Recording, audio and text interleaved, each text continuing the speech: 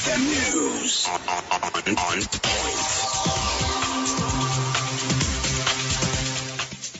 Let's take a look at the news.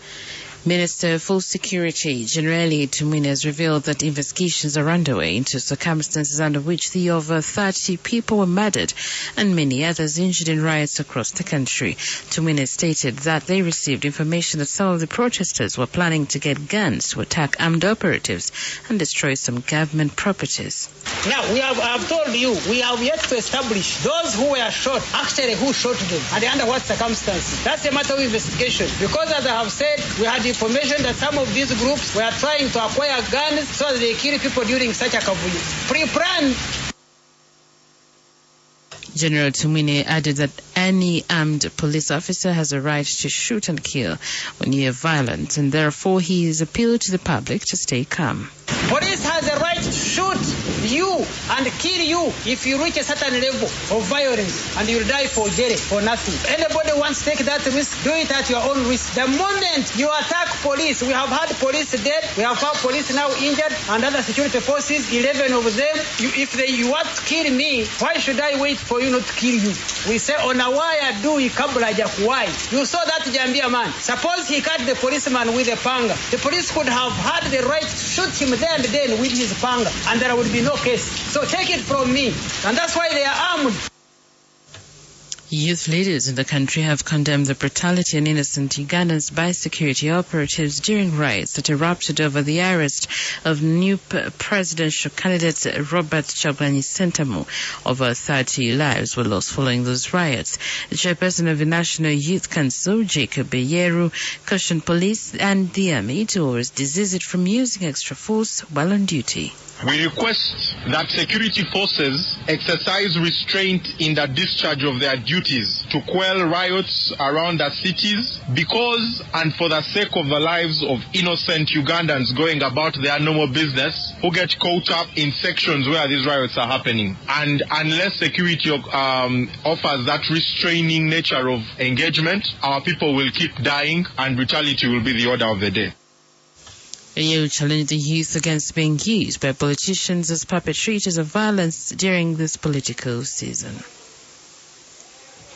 Over 30 people have died following violent political and criminal demonstrations in different areas since Tuesday after the arrest of new president Robert Kyagulanyi Ssentamu. Over 500 suspects have been arrested in Kampala, Mukono, Wakiso, Masaka, Mbale, and some have already appeared before courts of law on different charges, as Police PRO Freddie Nanga says. Many exhibits were also recovered. Most of the arrests involved suspects from the Kampala metropolitan area, like we indicated, where the noob cells were mostly created, followed by Masaka, Mitiana, several exhibits including bows and arrows, piles of stocked tires, bottles, drums of fuel, and evidence of mobile money transactions funding the rioters were recovered. The violent demonstrators were being coordinated by a group of 300 ringleaders who were actively coordinating the distribution of tires to their flashpoints and hotspots using motor vehicles and border borders. Now, some of the ringleaders have been arrested. Enanga expressed concern over the people who were injured, mentioning government and individual properties that were destroyed. Some used the protest as an opportunity for looting motorists across the suburbs of Kampala, smashing windows and stealing items from cars and shops. The riots have had collateral damages, which include 28 civilian casualties, 11 injuries of security personnel, 11 motor vehicles that were damaged, 2 police vehicles were damaged, 2 government vehicles were damaged. We also managed to impound 12 motor vehicles that were suspected to be carrying materials of fueling the riots. We also have ambulances that were being used to carry rioters under the guise of sick persons. The NRM cadres in Machinde Division have been asked to be the ambassadors ahead of the 2021 general elections. The call has been made by Bob Muhumza, the aspiring mayor Machinde Division, following riots in some parts of the country.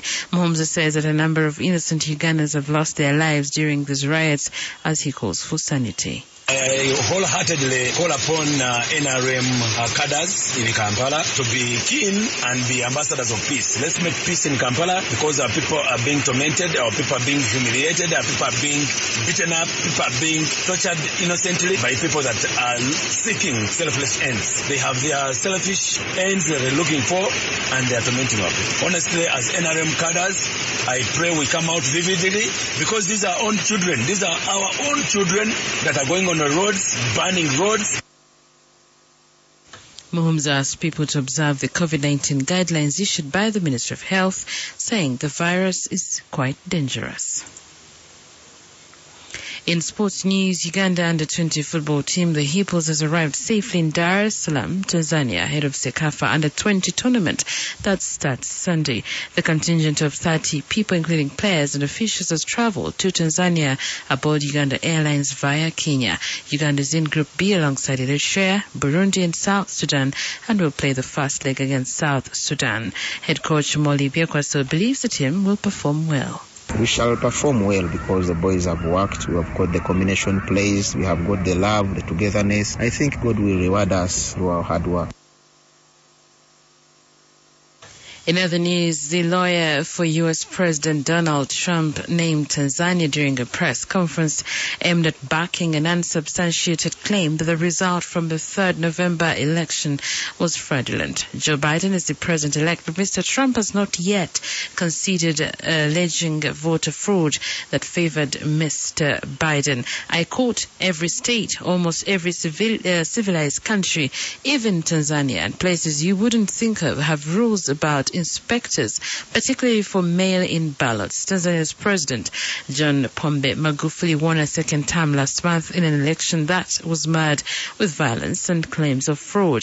Mr. Giuliani used conspiracy theories and railed against the reporting of his team's legal challenges, saying the media had shown an irrational, pathological hatred for the president.